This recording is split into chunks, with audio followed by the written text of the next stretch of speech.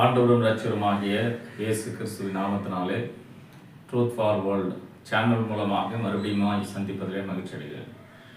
கிறிஸ்துக்குள் பிரியமானவர்களே, 1978ஆம் ஆண்டு மார்ச் 2ஆம் தேதி உலகத்தில் உள்ள அனைத்து பத்திரிகைகளிலும் ஒரு செய்தி ஒன்று பிரபலமடைகிறது. அது என்னவென்றால், நகைச்சுவை மாமன்னராய் திகழ்ந்த சார்லி சாப்ளின் அவர்களுடைய உடல் அவர் அடக்கம் பண்ணப்பட்டதில் இடத்திலிருந்து காணாமல் போய்விட்டது என்ற செய்தி தான். இந்த செய்தி காட்டுத்தீயை போல எல்லா இடங்களிலும் பரவுகிறது. அந்த நேரத்தில் பல குழப்பங்கள், பல கேள்விகள் எழுகிறது.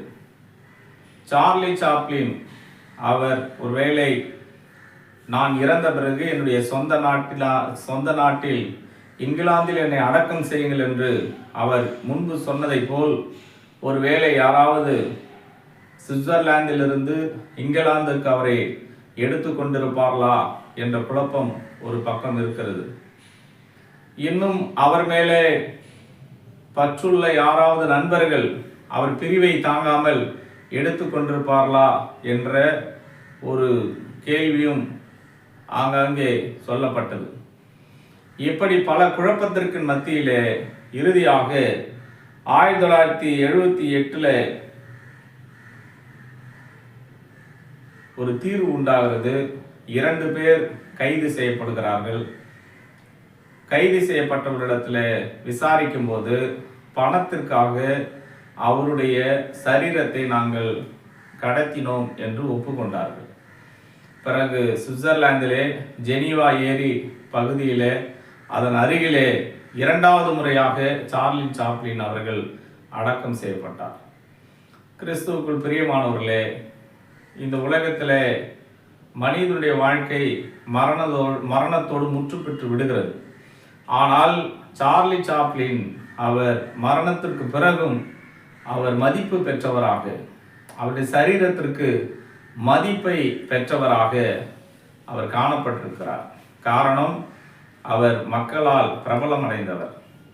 சாதாரணமாக இந்த உலகத்தில் மக்களை சிரிக்க வைத்த சார்லி சாப்ளின் அவருடைய மரணமே, அவருடைய வாழ்க்கையின் மரணத்திற்கு பிறகே அவர் மக்களால் மதிப்பு பெற்றிருப்பாரானால், இந்த உலகத்தின் மக்களுடைய கண்ணீரை துடைத்து, இந்த உலகத்தின் மக்களுடைய பாவங்களை நீக்கி, இந்த உலகத்தின் மக்களுடைய எல்லா விதமான தண்டனைகளிலிருந்து விடுதலையாக்கி, இந்த உலகத்தில் இருக்கின்ற அனைத்து மக்களுக்கும் ரட்சிப்பை, மீட்பை கொடுத்த ஆண்டவராகிய இயேசு கிறிஸ்துவின் மரணத்திற்கு பிறகு அவர் பேசிய வார்த்தைகள், அவர் மனிதனுடைய வாழ்க்கையிலே செய்த கிரியைகள் எவ்வளவு மேன்மையுள்ளதாக இருக்க வேண்டும் என்பதை வேதத்தின் வாயிலாக நாம் இன்றைக்கு பார்க்க போகிறோம். ஆண்டவராகிய இயேசு கிறிஸ்து மத்தேயு இறுதி அதிகாரத்தில் 28ஆம் அதிகாரத்தில் இறுதியாக ஆண்டவராகிய இயேசு கிறிஸ்து அவர் தம்முடைய சீஷர்களை பார்த்து அவர் நான் உங்களிடத்தில் எடுத்துக்கொள்ளப்படுகிறேன் என்று மாபெரும் கட்டளையை கொடுத்து சென்றதாக மத்தேயு எழுதுகிறார். லூக்கா அதே போலவே பெத்தானியா என்ற பகுதியில் ஆண்டவராகிய இயேசு கிறிஸ்து இறுதியாக கரங்களை விரித்து ஆசீர்வதித்து அவர் எடுத்துக்கொள்ளப்பட்டார் என்று லூக்கா எழுதுகிறார். இப்படி நாம் பார்க்கும்போது அப்போஸ்தலர் நடவடிக்கைகள் 1ஆம் அதிகாரம் 1லிருந்து 11 வரை வாசிக்கும் போது ஆண்டவராகிய இயேசு கிறிஸ்து மரணத்திற்கு பிறகு 40 நாட்கள் தரிசனமாகி ஜனங்களோடு கூட அவர் தம்முடைய வார்த்தையினால் அவர்களை தேற்றி, அவர்களை உறுதிப்படுத்தி இறுதியாக அவர் வானத்திற்கு எடுத்துக்கொள்ளப்பட்டார் என்று வேதத்தில் வாசிக்கிறோம். ஆகவே ஆண்டவராகிய இயேசு கிறிஸ்து 40 நாட்கள் ஜனங்களோடு கூட அவர் 8 முறை தரிசனமானார் என்று வேதம் சொல்லுகிறது.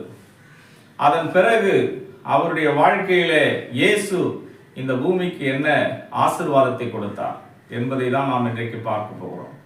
பொதுவாகவே ஒருவர் பிரியும் போது மனிதர்களுக்கு சோகம், கவலை, துக்கம்தான் ஏற்படும். ஆனால் ஆண்டவராய் இயேசு கிறிஸ்துவனுடைய பிரிவோ அல்லது மரணத்திற்கு பிறகு அவருடைய வாழ்க்கையோ நமது வாழ்க்கையிலே ஆசீர்வாதத்தை தருகிறதாக இருப்பதாய் நாம் வேதத்தின் மூலமாக அறிகிறோம். முதலாவதாக எபிரேயர் 8ஆம் அதிகாரம் 1-2 வாசிக்கும் போது, ஆண்டவராய் இயேசு கிறிஸ்து அவர் எடுத்துக்கொள்ளப்பட்ட பிறகு தேவனுடைய வலது பாரிசத்தில் அவர் வீற்றிருப்பதாகவும் அவர் அங்கிருந்து ஆசாரிய பணி அவர் செய்வதாகவும் எபிரேய ஆக்கியோன் நமக்கு வெளிப்படுத்துகிறவராக இருக்கிறார். கிறிஸ்துவுக்குள் பிரியமானவர்களே, இந்த எபிரேய ஆக்கியோன் சொல்லக்கூடிய ஒரு காரியம் என்னவென்று சொன்னால், இவர் யூத மக்களுக்கு இந்த நிருபத்தை எழுதுகிறார். யூத மக்களுடைய எண்ணங்களின்படி யூத மக்கள் பழைய தங்களுடைய சடங்கு முறைகளை அதிகமாய் கற்றறிந்தவர்கள். அவர்கள் புரிந்து கொள்வதற்கு இந்த வார்த்தையை அவர் பயன்படுத்துகிறார். நீங்கள் நினைப்பதை போல மறுபடியும் ஒரு ஆசாரியனை தேடி உங்கள் பிரச்சனைக்காக நீங்கள் செல்ல வேண்டிய அவசியமில்லை.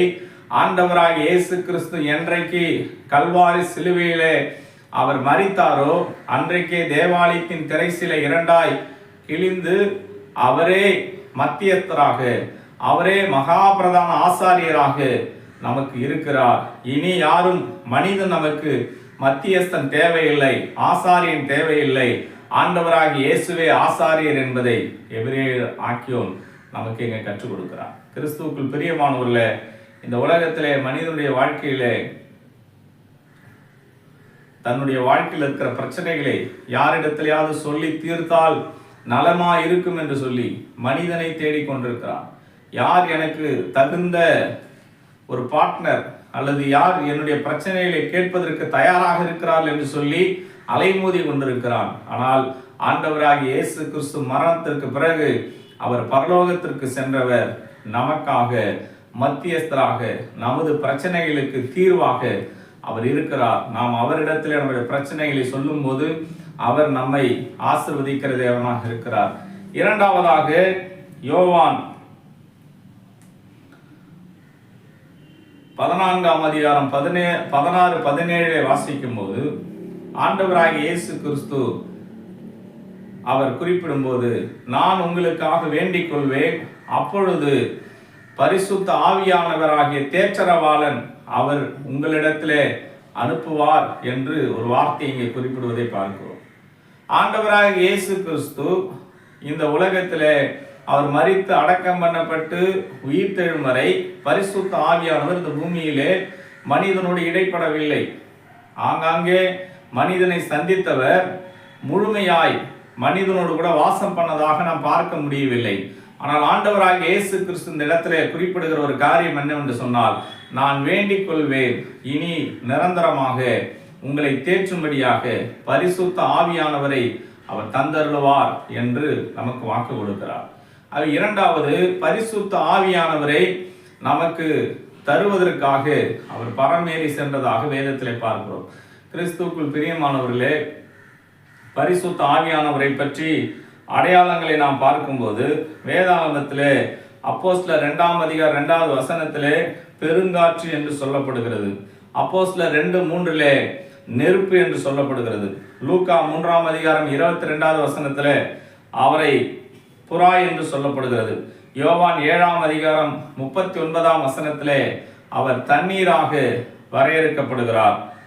1 சாமுவேல் 17ஆம் அதிகாரம் 13வது வசனத்திலே அவர் எண்ணெய் என்று இங்கே குறிப்பிடப்படுகிறது. கிறிஸ்துவுக்குள் பிரியமானவர்களே, இங்கே சொல்லப்பட்ட எல்லா வார்த்தைகளிலும் நமக்கு புரிகின்ற ஒரே ஒரு காரியம் என்னவென்று சொன்னால், தண்ணீர் அது ஓடக்கூடியதாக இருக்கிறது, தீ அது எரியக்கூடியதாக இருக்கிறது, காற்று வீசக்கூடியதாக இருக்கிறது, புறா பறக்கக்கூடியதாக இருக்கிறது, எண்ணெய் ஊடுருவக்கூடியதாக இருக்கிறது. ஆகவே பரிசுத்த ஆவியானவரை உபமானமாய் காட்டின எல்லா வார்த்தைகளும் சொல்லுகின்ற ஒரே செய்தி என்னவென்றால், பரிசுத்த ஆவியார் நம்மிடத்தில் வந்துவிட்டால் நாம் இயங்கக்கூடியவர்களாக மாறிவிடுவோம். நம்மை ஆண்டவராகிய பரிசுத்த ஆவியானவர் செயல்படுத்தக்கூடியவர் என்பதை இயேசு நமக்கு கற்றுக் கொடுக்கிறார். இயேசு கிறிஸ்து போதனைகளை செய்தார். பரிசுத்த ஆவியானவர் அந்த போதனையிலே நம்மை செயல்படுத்துவதற்காக நித்தியமாக நமக்கு தந்தருளப்படுவார் என்று சொல்லி ஆண்டவராகிய இயேசு கிறிஸ்து நமக்காக அவர் பரலோகத்திலிருந்து சொல்லக்கூடியவராக இருக்கிறார். மூன்றாவதாக நாம் பார்க்கும்போது யோவான் 14ஆம் அதிகாரம் 2வது வசனத்திலே இவ்விதமாய் சொல்லப்பட்டிருக்கிறது, நான் உங்களுக்காக ஒரு ஸ்தலத்தை ஆயத்தம் பண்ணி பின்பு நான் உங்களை அழைத்து கொண்டு போவேன் என்று ஆண்டவராகிய இயேசு கிறிஸ்து வாக்கு கொடுப்பதை பார்க்கிறோம். ஆண்டவராகிய இயேசு கிறிஸ்து எடுத்துக்கொள்ளப்பட்ட பிறகு மூன்றாவதாக நமக்காக ஒரு ஸ்தலத்தை அங்கே ஆயத்தப்படுத்தி கொண்டிருக்கிறேன் என்று அவர் வாக்கு கொடுக்கிறார். நன்றாக நாம் இதை புரிந்து கொள்ள வேண்டும். இந்த உலகத்திலே வாழுகின்ற நமக்கு இங்கே வாழுகின்ற கூடாரங்கள் எல்லாம் நித்தியமானது அல்ல. நாம் எவ்வளவு பெரிய மாடிகளை கட்டலாம், எவ்வளவு பெரிய கோபுரங்களிலே வசிக்கலாம். நாம் வசிக்கின்ற வீடுகள் அது ஒருவேளை சிமெண்டிலே, கல்லிலே அல்லது மரத்தால் செய்யப்பட்ட வீடுகளாக இருக்கலாம்.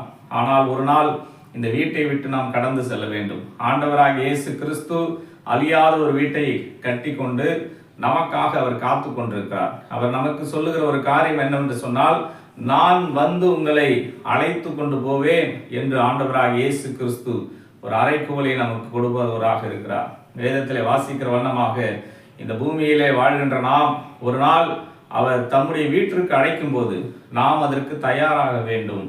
நாம் எப்படி ஒருவரை வீட்டிற்கு அழைக்கும் போது நம்முடைய வீடை அலங்கரித்து ஜோடித்திருப்போமே அதை போல ஆண்டவராகிய இயேசு கிறிஸ்து பரலோகத்திலே நமக்காக ஒரு ஸ்தலத்தை ஆயத்தப்படுத்தி விட்டு நமக்காய் காத்து கொண்டிருக்கிறார்.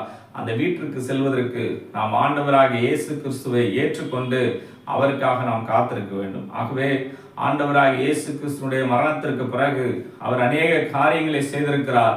பரத்திற்கு சென்ற பிறகு ஆண்டவர் மனிதனுடைய வாழ்க்கையிலே அவர் ஆசாரியராக, நம்முடைய வாழ்க்கையின் மத்தியஸ்தராக அவர் காணப்படுகிறார். நமக்கு பரிசுத்த ஆவியானவரை அருளுகின்றவராக அவர் காணப்படுகிறார். நமக்காக ஒரு ஸ்தலத்தை ஆயத்தப்படுத்தி காத்து கொண்டிருக்கிறவராக இருக்கிறார் என்பதை இந்த வசனத்தின் மூலமாய் நாம் அறிந்து கொண்டிருக்கிறோம். அதை கண்களில் கூடிய ஆண்டுடைய சமூகத்திலே நம்மை ஒப்பு கொடுத்து நாம் ஜெபிப்போம். எங்களை கிருபையா நேசிக்கிற நல்ல ஆண்டவரே, நாங்கள் கேட்ட வார்த்தையின்படி இயேசு கிறிஸ்து எடுத்துக்கொள்ளப்பட்ட பிறகு நீர் எங்களுக்காய் ஒரு மத்தியஸ்தராய் இருக்கிறீர் என்பதை நாங்கள் அறிந்து கொண்டிருக்கிறோம்.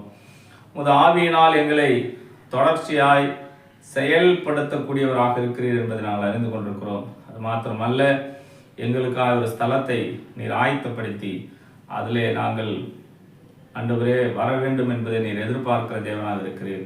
ஒரு கரத்திலே நாங்கள் வரும்போது வெறுங்கையாய் வராதபடி உம்மை சந்திக்கும் போது நாங்கள் ஆண்டவரே அநேக ஆத்துமாக்களோடு உம்மை சந்திக்க தேவன் கிருபை பாராட்டும். இந்த கரத்தில் தாழ்த்தூர் வறுமையாக்குறோம். மீட்பர் மூல ஜெபங்கள் நல்ல பிதாவே.